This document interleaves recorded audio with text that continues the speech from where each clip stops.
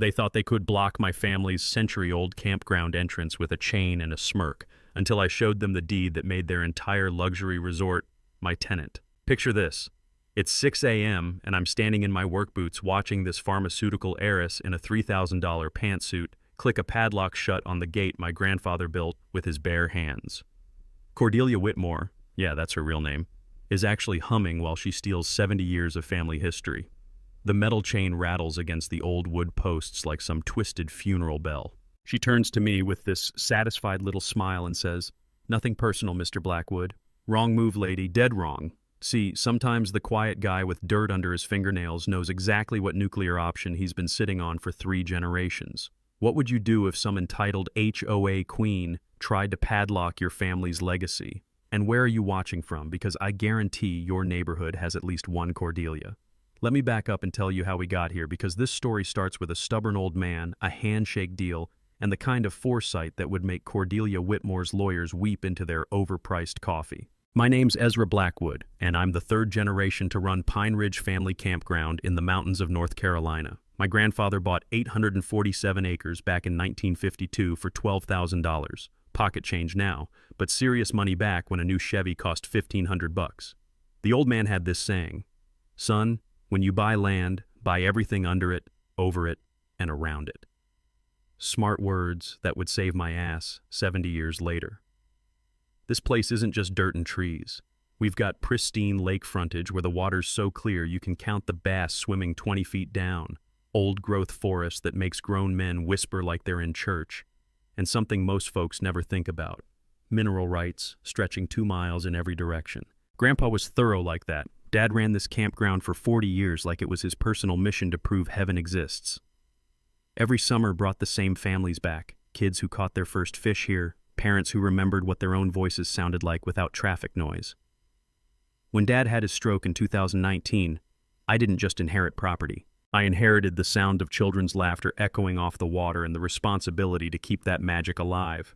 This place is everything to me and my 17-year-old daughter Maya. It's where I proposed to Sarah 15 years ago under that old oak that leans over the dock like it's trying to touch the moon. Sarah fought cancer with more courage than I showed in Desert Storm, and when she lost that battle 3 years ago, we buried her next to my great-grandfather who died building these cabins with his bare hands. Maya wants to study environmental science, and this land is her living classroom. But let's talk reality. Keeping 847 acres running costs serious money. Property taxes hit us for 18 grand annually, plus maintenance, insurance, and the endless parade of broken septic pumps that always fail at 2 a.m. during peak season. We need every camping fee just to break even. Enter Cordelia Whitmore, pharmaceutical heiress and professional pain in my backside.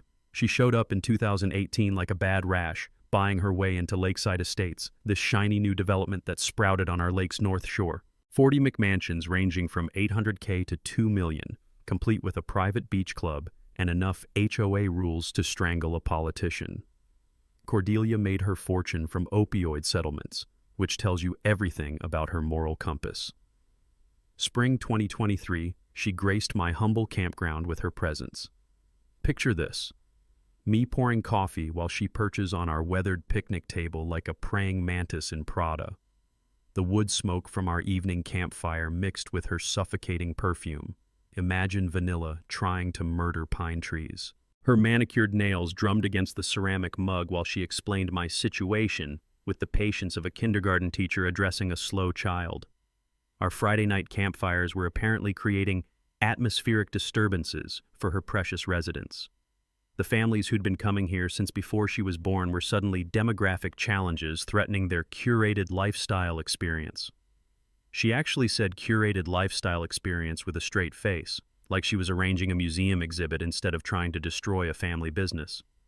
"Mr. Blackwood," she purred, "I believe it would benefit everyone if you transitioned away from commercial operations by Labor Day. This type of establishment simply doesn't align with our community standards." I tried diplomacy, offered to discuss legitimate concerns, maybe adjust quiet hours, work together on lake conservation. You know what she said? "How charming. We'll see about that, Mr. Blackwood."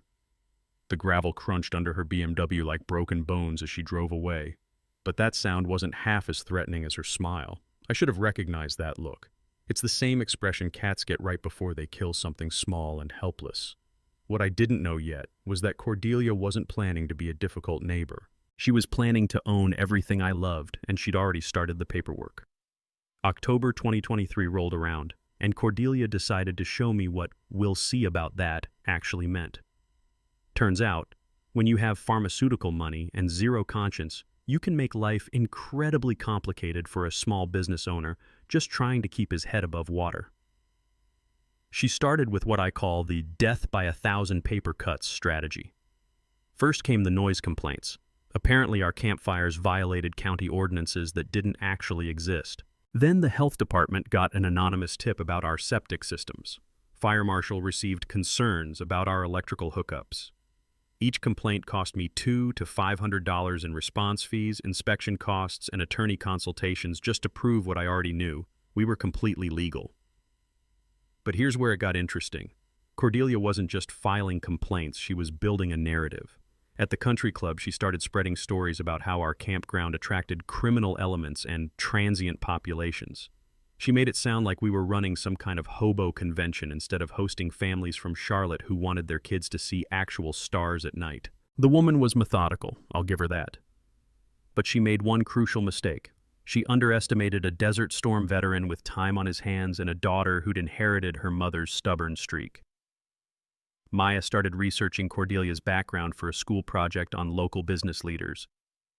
What she found made my coffee taste like battery acid. Cordelia's pharmaceutical fortune came from opioid settlements. She'd gotten rich off other people's addiction and pain.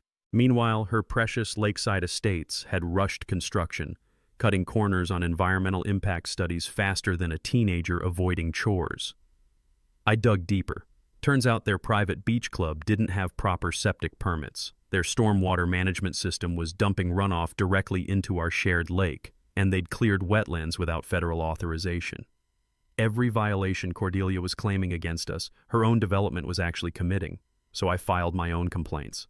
Health Department, EPA, county zoning. I gave them a shopping list of lakeside estates violations with photos, water samples, and documentation that would make a forensic accountant weep with joy. That's when things got really interesting. The county inspector who came out to investigate, nice guy named Rodriguez, pulled me aside after documenting their illegal runoff. "Mr. Blackwood," he said quietly, "you should know that Mrs. Whitmore donated $50,000 to Commissioner Hayes' re-election campaign last year. The same Commissioner Hayes who'd fast-tracked Lakeside Estates permits in 2018. The same office that was now scrutinizing my family's campground with a microscope while ignoring obvious violations next door. I felt that familiar feeling from my military days. The moment you realize you're not just fighting an enemy, you're fighting a system. Maya found me on the porch that night, chain-smoking Marlboros like they were going out of style, staring at the lake where her mother used to skip stones. "Dad," she said, settling into the old rocking chair Sarah had claimed as her own, "Mom always said when people fight dirty, you don't have to get dirty back. You just have to get smarter. Smart. Right." Time to see how smart Cordelia thought she was. 2 weeks later, she showed up at my campground with what she called a survey crew. 3 guys in hard hats with measuring equipment taking readings along our access road. I watched from the cabin porch as they marked trees and drove stakes into the ground like they were planning a parade route. That's when I walked over and asked to see their permits. "Permits?" The crew chief looked confused. "Lady said this was her property." "Interesting theory," I said, pulling out my phone to record. "Mind if I ask which lady told you that?" 10 minutes later, Cordelia's BMW came flying down the gravel road, spraying rocks like shotgun pellets. She climbed out wearing the kind of smile that makes smart animals run for cover. "Mr. Blackwood, I hope you don't mind. We're just doing some preliminary measurements for a small fence project." "Fence project," I repeated. "On my property."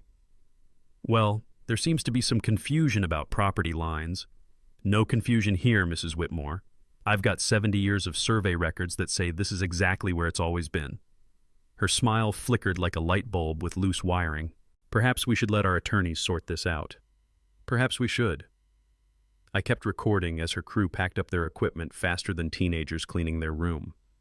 "But next time you want to measure something on my land, bring a warrant or don't bother coming at all." As her BMW disappeared in a cloud of dust and wounded pride, she rolled down the window for one final shot. "Enjoy your little camp while it lasts, Mr. Blackwood. Winter's coming." That night, I called attorney Franklin Morse, the old-timer who'd handled my dad's estate. Time to see what 70 years of family paperwork could tell us about winter. January 2024 brought snow, silence, and Cordelia's next brilliant scheme. Apparently, she'd decided that if she couldn't shut down my campground through bureaucratic harassment, she'd just steal the lake. The legal papers arrived on a Tuesday morning that was cold enough to freeze spit. Cordelia's HOA was claiming exclusive water rights to Pine Lake, backed by some fancy law firm from Charlotte that probably charged more per hour than most people make in a week. They wanted an injunction preventing my campground guests from using their lake, complete with private security guards to patrol the shoreline like we were planning an amphibious invasion. The local newspaper ran their press release word for word. Lakeside Estates HOA takes action to protect pristine watershed from commercial contamination. They made it sound like my campers were dumping nuclear waste instead of teaching kids how to fish. But here's the thing about small-town lawyers. Sometimes the old guys who look like they couldn't program a microwave know more about property law than Harvard graduates in $1,000 suits. Franklin Morse had been practicing law since Nixon was president, and when I showed him Cordelia's water rights claim, he just chuckled and reached for a magnifying glass that probably belonged in a museum. "Son," he said, "let me show you something your grandfather was smart enough to include in that 1952 deed." The original deed language was crystal clear. My family had purchased all water rights, riparian access, and beneficial use thereof to Pine Lake. Not some of the lake, not shared access, all of it. Cordelia's expensive lawyers had missed what any first-year law student should have caught. You can't claim exclusive rights to water that someone else already owns. Here's your first knowledge nugget, folks.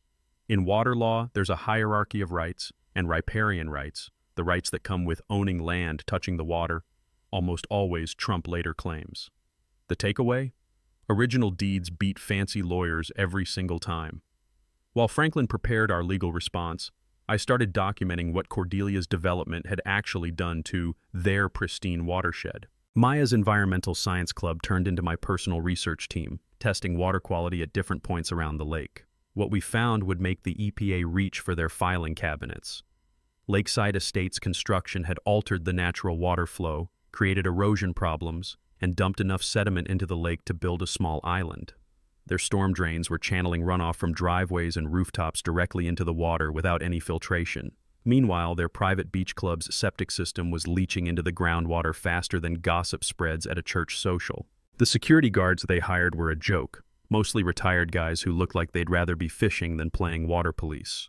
One of them, a former Marine named Rodriguez, different Rodriguez from the county inspector, pulled me aside during their second week on duty. "Mr. Blackwood," he said, keeping his voice low, "that lady who hired us, she told us to accidentally damage any campground property we found near the water line, told us to make problems for your guests." I handed him my phone number. "Rodriguez, I appreciate your honesty. You ever need work that doesn't involve harassing veterans and their families, give me a call." That's when things got really interesting. Rodriguez started sending me photos of Cordelia's private meetings with county officials, taken from his security post. Apparently, our pharmaceutical princess was planning to invoke eminent domain for public waterfront access, using taxpayer money to steal private property for her friend's benefit. The smell of corruption was stronger than low tide on a hot day. Maya's water quality data showed exactly what I suspected. The lake was cleaner around my campground than anywhere near Lakeside Estates. 70 years of responsible stewardship versus 5 years of rich people playing with bulldozers. Guess which one won? But Cordelia wasn't done escalating. She organized a concerned citizens meeting at the community center, complete with a PowerPoint presentation that would make a used car salesman blush. I showed up with my own folder of evidence and found myself facing 50 hostile faces who'd been fed a steady diet of misinformation. Property values have dropped 12% since this establishment expanded operations, Cordelia announced, clicking through slides of selective statistics. "Funny thing about those numbers," I said from the back of the room. "Property values actually rose 30% after Travel Plus Leisure magazine featured my campground in their Hidden Gems of the South article last year." Her laser pointer started shaking. "We're trying to protect our investment and our children's safety. The only thing unsafe here is your math, Mrs. Whitmore, and your septic system." The room got quiet enough to hear a pin drop, or in this case, the sound of Cordelia's credibility hitting the floor. Her presentation had one fatal flaw.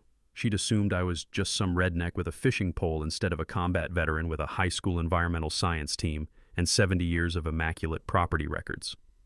Attorney Morse was already preparing our countersuit when Rodriguez called with intelligence that changed everything. March 2024 arrived like a bad hangover, and Cordelia decided to drop all pretense of civility. If legal harassment and water wars wouldn't work, she'd just physically block my family's livelihood and dare me to do something about it.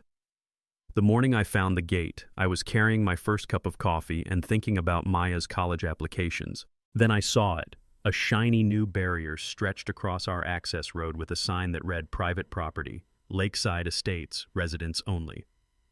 They'd hired a security company to monitor the gate and turn away anyone trying to reach my campground. Cordelia was standing next to her BMW, arms crossed, wearing the kind of smile that makes you understand why some animals eat their young. "Good morning, Mr. Blackwood. I hope you don't mind the traffic management improvement." "Traffic management," I repeated, setting my coffee down before I threw it. "On my access road." "Well, our survey shows this road crosses Lakeside Estates property. We're simply protecting our residents' privacy and security." The problem with Cordelia's brilliant plan was that she'd never actually bothered to survey anything.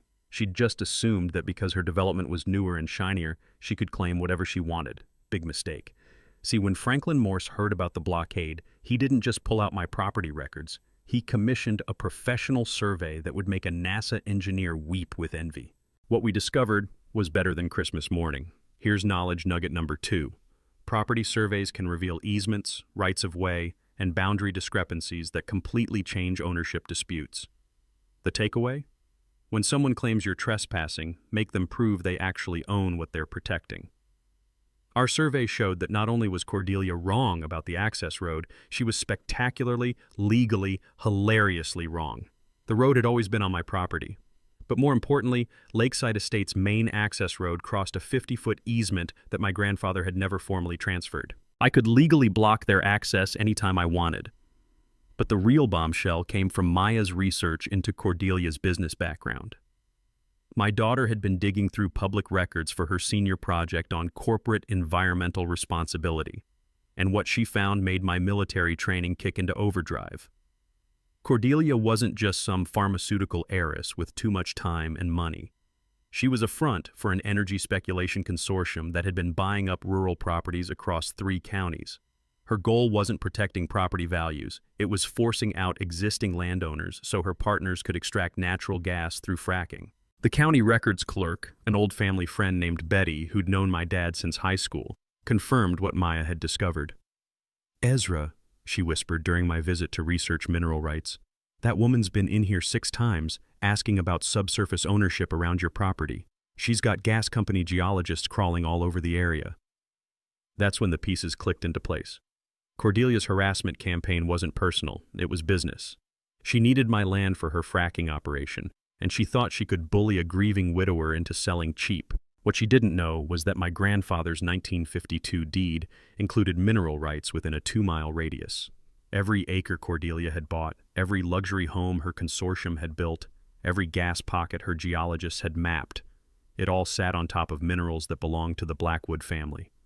I was holding the deed to her entire operation, and she had no idea. The morning confrontation at the gate was almost anticlimactic. Cordelia showed up with a sheriff's deputy and a locksmith, waving around what she claimed was a court order. The deputy, a decent guy named Williams who'd served 2 tours in Afghanistan, looked uncomfortable with the whole situation. "Sir, I need you to step back and let them secure this access point," Williams said apologetically. "Officer, I respect your authority, but that's not a court order," I replied, examining the papers. "It's a preliminary injunction request that hasn't been granted yet." "Don't listen to him," Cordelia snapped. "This is our property." "Ma'am," I said calmly, pulling out my surveyor's report, "I've got 70 years of records that say otherwise." "Officer Williams, would you like to see the professional survey we commissioned last week?" The deputy studied my documentation while Cordelia's face went through more color changes than a mood ring. Her locksmith stood there holding his tools like he was waiting for someone to tell him what planet he was on. "Mrs. Whitmore," Deputy Williams said carefully, "this gentleman appears to have proper documentation showing this road is on his property. I can't help you block access to someone's own land." As her BMW disappeared in a cloud of gravel and wounded pride, I made a decision that would change everything. I was going to let Cordelia think she'd won for a while. Sometimes the best strategy is letting your enemy dig their own grave before you hand them the shovel. April 2024 brought spring rain, budding trees, and the kind of legal discovery that makes grown men do victory dances in empty parking lots. Franklin Morse had been burning the midnight oil, diving deeper into county records than a submarine on a secret mission. When he called me into his office that Tuesday morning, he had the look of a man who'd just found buried treasure in his backyard. "Ezra," he said, spreading yellow documents across his desk like a poker player revealing a royal flush. "Sit down before I show you this. You're going to want to be sitting down." The original 1952 deed, the one my grandfather signed with ink that had faded to brown, contained language that most modern lawyers would kill for. Buried in the legal jargon was a clause that read, "including all mineral rights and appurtenances thereof within a radius of 2 miles from the described property boundaries." 2 miles, every direction. "Son," Franklin said, his voice barely containing excitement, "your grandfather didn't just buy a campground. He bought the mineral rights under half the county, including every square inch of lakeside estates." The room started spinning like I'd been hit with a flashbang grenade.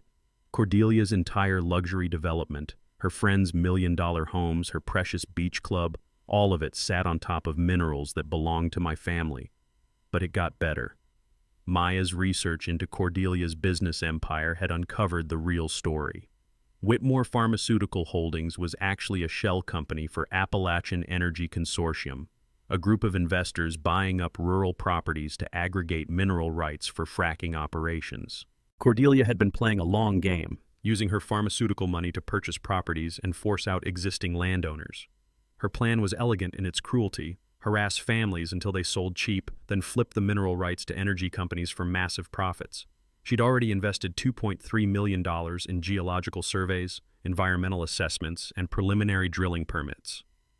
Her consortium partners had committed another $15 million for extraction equipment, assuming they'd have clear mineral rights access within 6 months. There was just one tiny problem with their master plan. They'd built their entire operation on land where the mineral rights belonged to a stubborn campground owner who'd just figured out what they were really after. Here's knowledge nugget number 3. Mineral rights can be severed from surface rights, meaning you can own the land but not what's underneath it, or vice versa. The takeaway? Always check who owns the minerals before you start counting oil money or planning your retirement. I sat in Franklin's office, staring at documents that made my family accidentally wealthy while Cordelia's consortium faced complete financial ruin. The estimated value of mineral extraction over 20 years? $50 to $80 million. My family had been struggling to pay $18,000 in annual property taxes while sitting on a fortune that dwarfed most lottery jackpots. The beautiful irony was that Cordelia had no idea I'd discovered her real agenda. She thought she was still fighting some redneck campground owner over noise complaints and property values. Meanwhile, I was holding the legal documents that could destroy her entire business model. That evening, I walked to Sarah's grave and had a long conversation with a headstone. "Honey," I said, watching the sunset paint the lake gold, "remember how you always said Dad's stories about Grandpa being smarter than he looked? Turns out the old man was playing chess while everyone else was playing checkers." The next morning, I started planning exactly how to use this nuclear option. Cordelia wanted to play hardball with a military veteran who'd just inherited the deed to her entire future. Time to show her what hardball actually looked like. You know that feeling when you realize you've been playing poker with someone who thought they were holding all the aces, but you've actually been sitting on a royal flush the entire time? That's exactly where I found myself in late April 2024, and it was time to assemble a team that would make Cordelia's expensive lawyers look like they'd learned law from a cereal box. First recruit, Maya and her environmental science club. These kids had been documenting water quality, soil samples, and wildlife patterns around Pine Lake for months, thinking they were just doing school projects. Turns out they'd been building the foundation for the most comprehensive environmental impact study our county had ever seen. Maya coordinated her team like a general commanding troops. "Dad," she said, spreading test results across our kitchen table, "we've got proof that Lakeside Estates violated EPA wetland protection regulations during construction. They dumped fill dirt into protected marshland and never reported it." Her photographs showed illegal dumping, habitat destruction, and runoff patterns that would make environmental lawyers salivate. The girl had inherited her mother's attention to detail and her grandfather's instinct for documentation. Next up, my veteran buddies from the campground's regular crowd. Rodriguez, the ex-Marine security guard who'd been feeding me intelligence, officially quit Cordelia's company and joined our informal advisory council. These guys had combat experience, investigative skills, and the kind of loyalty you can't buy with pharmaceutical money. Ezra, Rodriguez said during one of our strategy sessions, "I've got photos of every private meeting Cordelia's had with county officials, plus recordings of her admitting to bribing the permit office." Franklin Morse became our legal coordinator, working 18-hour days like he was 30 years younger.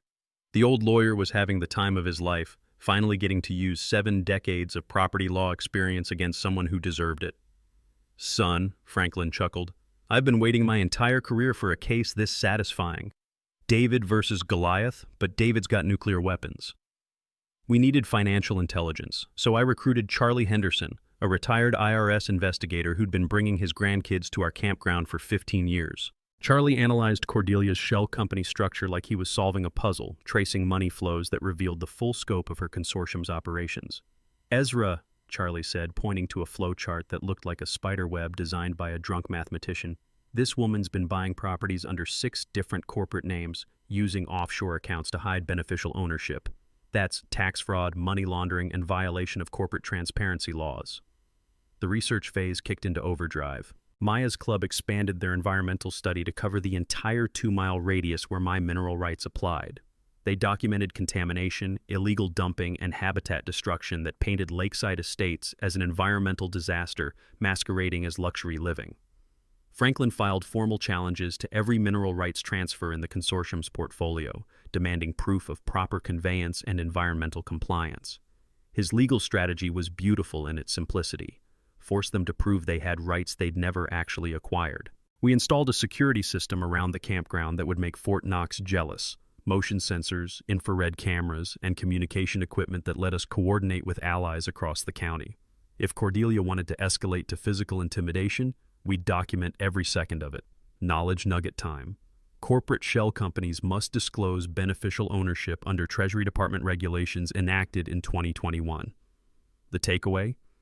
When fighting corporate bullies, follow the money trail. Hiding behind shell companies is harder than it used to be. Community organizing became my secret weapon. I organized a Save Pine Ridge meeting that packed the community center beyond fire code limits. Local environmental groups, historical society members, tourism board representatives, and small business owners united around a common enemy: outside money trying to destroy our way of life. "Folks," I told the crowd, "this isn't just about my campground. It's about whether our community controls its own future, or whether some pharmaceutical heiress gets to strip mine our children's inheritance." The social media campaign exploded organically. Save Pine Ridge started trending across North Carolina as people shared their own stories of corporate harassment and property rights violations. Maya's environmental documentation went viral, showing the stark contrast between my family's conservation efforts and Cordelia's ecological destruction. Strategic timing became crucial. We planned our revelation for peak tourist season when maximum people would witness Cordelia's downfall. Local media contacts promised investigative coverage, state legislators agreed to attend our public presentation, and environmental groups coordinated rallies to coincide with our legal filing. Late nights in Franklin's office felt like planning D-Day, surrounded by law books, environmental reports, and financial documents that would bury Cordelia's consortium under an avalanche of evidence. The smell of fresh coffee mixed with old leather law books while we refined our strategy for maximum impact. "Gentlemen," Franklin said during one of our midnight planning sessions, "we're not just fighting for this campground, we're setting precedent for every small property owner who's ever been bullied by big money. Time to show Cordelia what happens when you pick a fight with people who actually know how to fight back." May 2024 brought warmer weather, blooming dogwoods, and Cordelia's consortium realizing their timeline was circling the drain faster than water in a broken septic tank. When big money feels cornered, it doesn't get more reasonable. It gets desperate. The sabotage started small and escalated like a bad rash. First, our main water pump developed mysterious electrical problems that required a $2,500 repair. Then our access road got accidentally damaged by construction equipment that wasn't supposed to be anywhere near our property. Anonymous complaints flooded state agencies about campground safety violations that didn't exist, each one requiring expensive inspections and legal responses. But here's the thing about installing a security system that could spot a mosquito at 50 yards. You catch people doing stupid things in high definition. My cameras captured everything. Employees from Cordelia's maintenance company, cutting our electrical lines at 3 a.m., deliberately damaging our road with a backhoe, and dumping motor oil near our water intake to frame us for environmental violations. Rodriguez helped identify the perpetrators from his time working security, same guys who'd been intimidating my guests for months. Ezra, Rodriguez said, reviewing footage on my laptop, that's Tommy Castellanos with the wire cutters. He bragged about making $50 every time he created problems for your operation. I shared the evidence with the State Attorney General's Fraud Investigation Unit, which had been quietly building a case against extraction industry corruption across 3 counties. Apparently, Cordelia's consortium wasn't the first group to use intimidation and sabotage against rural property owners. That's when Cordelia made her biggest mistake yet. She tried to buy me off.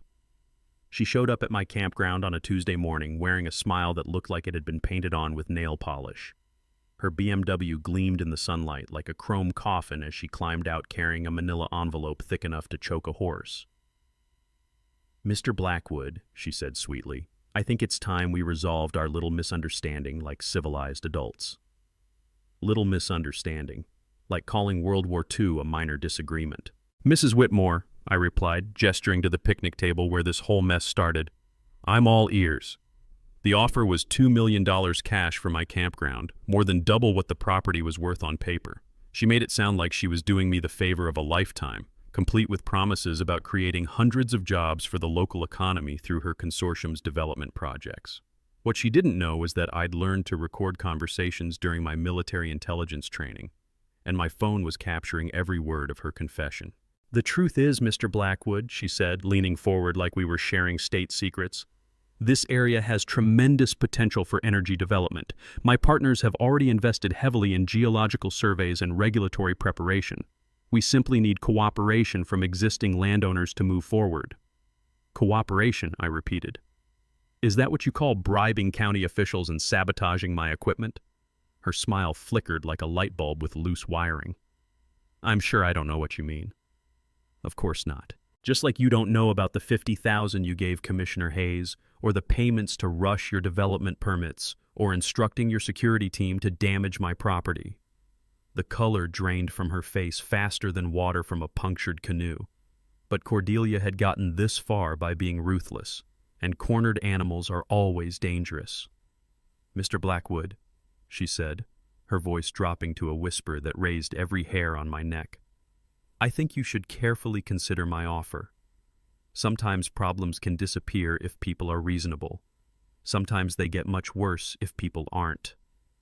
That's the moment Cordelia crossed the line from civil harassment to criminal intimidation. And thanks to North Carolina's one-party consent law, I had every threatening word recorded in crystal-clear digital audio. Here's another knowledge nugget. In one-party consent states, you can legally record conversations without the other person's knowledge as long as you're part of the conversation. The takeaway? When dealing with bullies, documentation is your best friend, and sometimes your only witness. After she left, I immediately called Franklin Morse and the State Attorney General's office. The recording was pure gold for prosecutors building RICO cases against the consortium. Cordelia had just admitted to bribery, conspiracy, and made threats that qualified as criminal intimidation under federal law. But the best part was yet to come. Charlie Henderson's financial investigation had uncovered a web of shell companies, offshore accounts, and fraudulent environmental assessments that violated everything from tax law to international banking regulations. The IRS, FBI, and EPA were all building cases that would put Cordelia's entire operation in federal prison. Maya burst into the cabin that evening with news that made my day complete. "Dad, the State Environmental Agency just announced they're launching a criminal investigation into Lakeside Estates. Our water quality data is being used as evidence for prosecution." As I watched the sunset paint our lake gold, I realized Cordelia had given me everything I needed to destroy her completely. All that was left was choosing the perfect moment to detonate her entire world. June 2024 arrived like the final round of a boxing match where one fighter doesn't know they're already bleeding. Cordelia's consortium was hemorrhaging money, facing federal investigations and watching their timeline collapse, but they still had one card left to play: political pressure at the state level. Governor's office started receiving urgent concerns about environmental violations at Pine Ridge Campground. Somehow Cordelia had convinced someone in Raleigh that my family's 70-year-old operation was a clear and present danger to North Carolina's pristine watersheds. The irony was thick enough to cut with a chainsaw. State Environmental Agency announced a surprise inspection for the following Tuesday, complete with media notification and enough fanfare to make you think they were investigating a nuclear meltdown instead of a campground that had been operating cleanly since Eisenhower was president. The inspector they sent was a guy named Davidson who had more conflicts of interest than a politician's voting record. Charlie Henderson's research showed Davidson owned stock in 3 different extraction companies and had previously worked as a consultant for Cordelia's consortium. This wasn't an inspection, it was a setup. But here's what Cordelia didn't count on. I'd been planning for this moment since discovering her real agenda. When Davidson arrived Tuesday morning expecting to find violations he could use to shut me down, he instead walked into the most thoroughly documented environmental showcase in county history. Maya's Environmental Club had spent months turning our campground into a living laboratory. Water quality testing stations, erosion control demonstrations, wildlife habitat preservation examples, and pollution prevention systems that exceeded EPA standards by margins that made inspectors weep with joy. "Mr. Davidson," I said as he climbed out of his state vehicle, "welcome to Pine Ridge. We're excited to show you what responsible land management looks like." What I didn't mention was that I'd invited the state attorney general's investigators to observe the inspection, plus representatives from 3 environmental groups who'd been building cases against extraction industry corruption. The look on Davidson's face when he realized he was being watched by people who actually understood environmental law was better than Christmas morning. His hands started shaking as he tried to find violations that simply didn't exist. Maya stepped forward with her scientific presentation like she was defending a doctoral thesis. "Mr. Davidson, our water quality data shows contamination levels near 0 at all testing sites around the campground. However, we've documented significant pollution downstream from Lakeside Estates development." She handed him a folder thick enough to stop bullets. Photographs of illegal dumping, chemical analysis showing petroleum contamination, and documentation of habitat destruction that made Cordelia's consortium look like environmental terrorists. "This is very thorough," Davidson stammered, realizing his rigged inspection was backfiring spectacularly. That's when I played my ace card. "Mr. Davidson, while you're here, I'd like to present some documentation about mineral rights ownership in this area." I pulled out the original 1952 deed and Franklin Morse's legal analysis. "It seems there's been some confusion about who actually owns subsurface rights around Pine Lake." The mineral rights revelation hit Davidson like a freight train carrying nuclear waste. His face went through more color changes than a sunset as he realized the consortium he'd been helping had built their entire operation on land they didn't legally control. State Attorney General investigator stepped forward with a smile that could have powered a small city. "Mr. Davidson, we'd like to ask you some questions about your relationship with Appalachian Energy Consortium and any consulting work you may have performed for related companies." Within 2 hours, our environmental violation inspection had become a crime scene investigation. Davidson was answering questions about taking bribes to overlook environmental violations, while his inspection team was documenting illegal contamination at Lakeside Estates instead of my campground. The media circus was beautiful to watch. Local news cameras captured Cordelia arriving at the scene in full panic mode, her expensive legal team trailing behind like confused ducklings. She'd expected to see my campground shut down. Instead, she found state investigators seizing documents from her development office. "Mrs. Whitmore," a reporter called out, "how do you respond to allegations that your consortium bribed state officials to ignore environmental violations?" "This is a witch hunt," she screamed, her composure finally cracking like cheap paint. "These people are fabricating evidence to protect their failing business." "Ma'am," the state investigator interrupted, "we have recorded conversations and financial records documenting payments to state officials. Would you like to make a statement?" That evening, Maya and I sat on our dock watching the news coverage on her laptop. The story had exploded across social media. Pharmaceutical heiress exposed in environmental crimes conspiracy. Justice for Pine Ridge was trending nationwide. "Dad," Maya said, grinning like she'd just discovered buried treasure, "tomorrow's county commission meeting is going to be epic." She was right. Cordelia's entire world was about to collapse in the most public way possible, and half the state would be watching it happen live on television. Time for the final act. July 15th, 2024. The day Cordelia Whitmore learned what happens when you bring a knife to a gunfight with someone who owns the entire arsenal.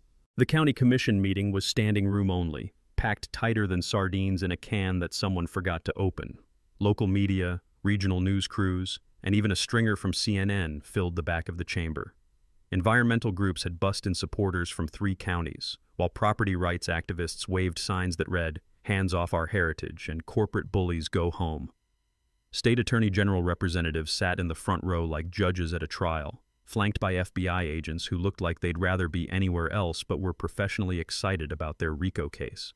The air conditioning was losing the battle against 200 angry people breathing the same recycled air. Cordelia arrived 45 minutes late with a legal team that cost more per hour than most people's annual salary.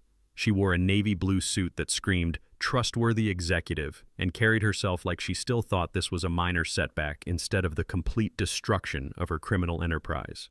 Commission Chairman Bradley called for order with a gavel that sounded like gunshots. Ladies and gentlemen, we're here to address allegations concerning Lakeside Estates development permits and related environmental compliance issues. Mr. Chairman, I said, standing from my seat in the third row, I'd like to present evidence relevant to these proceedings. Franklin Morse handed me the original 1952 deed like he was passing me the Holy Grail.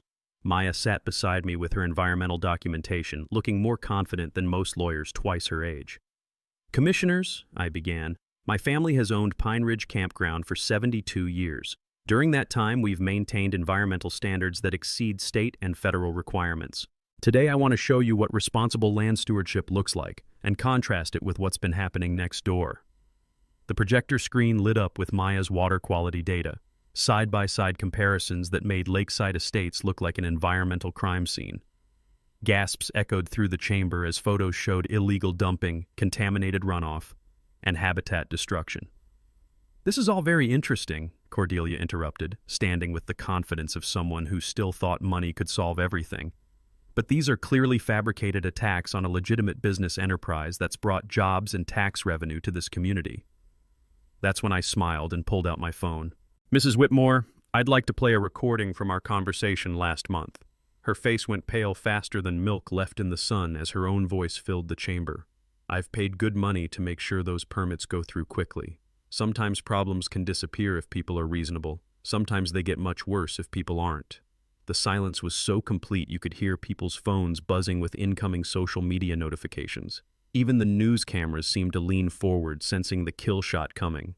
That's taken completely out of context, Cordelia stammered, but her voice cracked like a teenager lying about homework.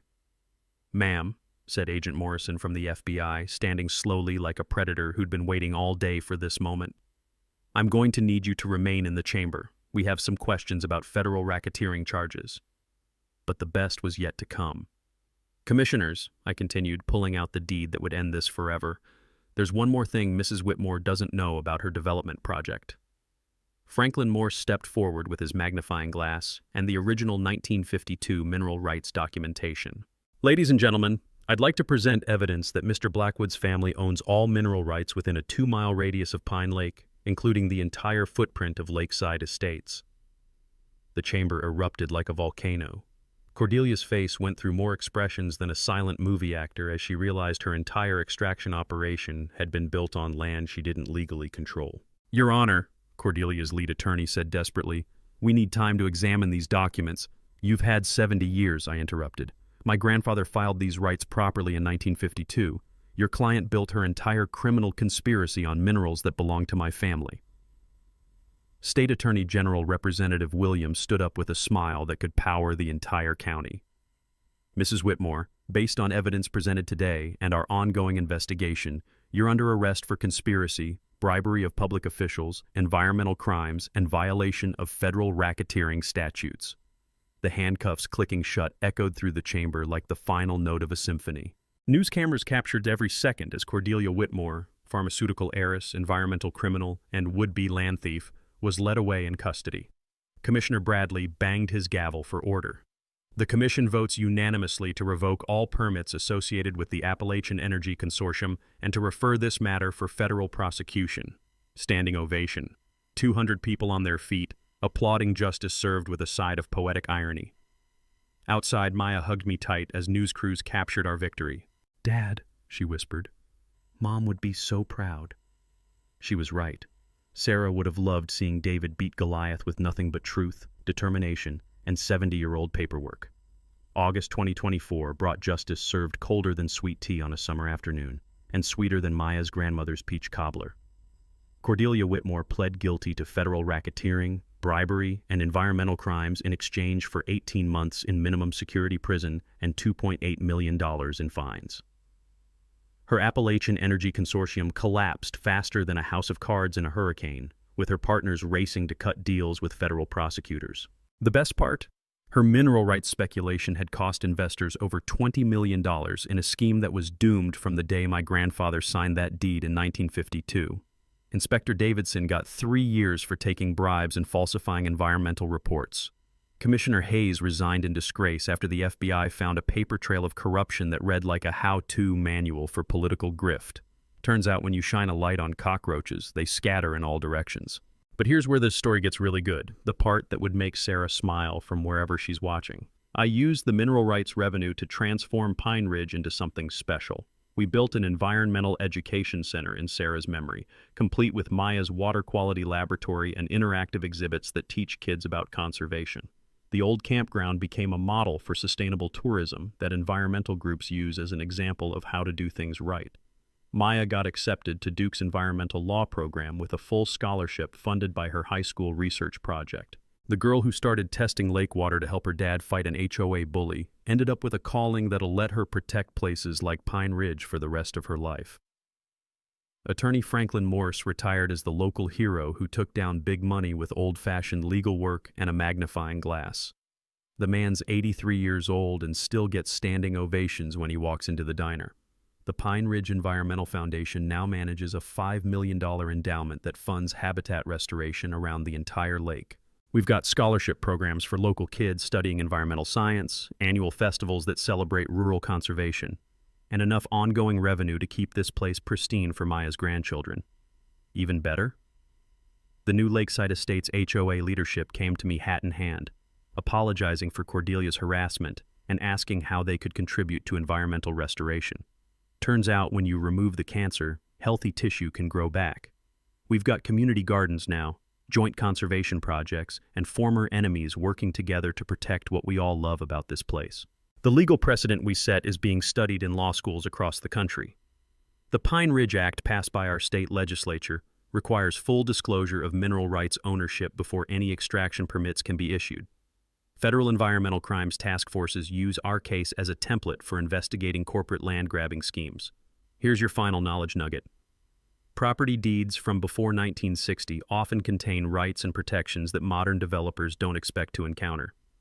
The takeaway? Never assume the quiet neighbor doesn't know exactly what they own. Sometimes the old paperwork is worth more than the new money. I still start every morning with coffee on the same dock where this whole mess began, but now instead of worrying about property taxes, I'm planning conservation projects and watching Maya's environmental students collect water samples for their research. The lake is cleaner than it's been in decades, the wildlife population is thriving, and families from 5 states drive here specifically because we proved you can run a business without destroying what makes a place special. Last week, a documentary crew from the Nature Channel finished filming our story for a series about communities fighting corporate environmental destruction. Maya's already planning her next project, helping other rural families protect their mineral rights from extraction industry bullies. The best moment came 6 months after Cordelia's sentencing, when a busload of kids from Charlotte arrived for our summer environmental camp. One little girl asked Maya why the water was so clear she could see fish swimming 20 feet down. "Because," Maya said, grinning like her mother used to, "sometimes when people try to take something beautiful away from you, you discover you're stronger than you knew." That's exactly what Sarah would have said. So here's my challenge to you. Drop a comment and share your HOA horror story, because I guarantee someone watching right now is dealing with their own Cordelia and they need to know they're not alone in this fight. And hit that subscribe button because next week I'm telling you about the Texas rancher who discovered his neighbor's entire subdivision was built on stolen land. Trust me, you won't want to miss that one. That's a wrap for today's episode on HOA Stories. If you enjoyed watching Karma in action, smash that like button, comment your thoughts, and let us know if you've dealt with HOA madness too. Subscribe so you won't miss the next HOA meltdown we post.